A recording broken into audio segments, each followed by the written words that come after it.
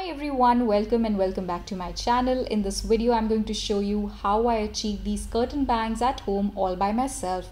It's a pretty easy process and I hope you will like it. And if you do not forget to subscribe to my channel and hit the bell button so that you're notified each and every time I'm here on YouTube. So to achieve curtain bangs, all you have to do is take a V section from the front of your hair.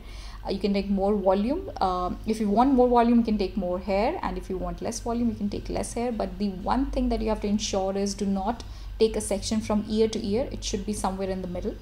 Now, dividing that V section into half, you're going to take your scissor, and one section at a time you're going to give it a slant cut. So you have to hold the angle, hold the scissor at an angle and then cut your hair in a slant line. That's also the reason why these are called curtain bangs. And it's okay if it's not super clean, because you have to repeat the same step on the other side and then match them together. It will take a few attempts to ensure the slant is perfect and both the sides are matching. So it's okay, you can continue to perfect it till you are satisfied. I also took a couple of attempts, and it does take some time, and it's all right. So once you're satisfied, this is how it looks. You can take them on either side and see how it's falling on your face as well.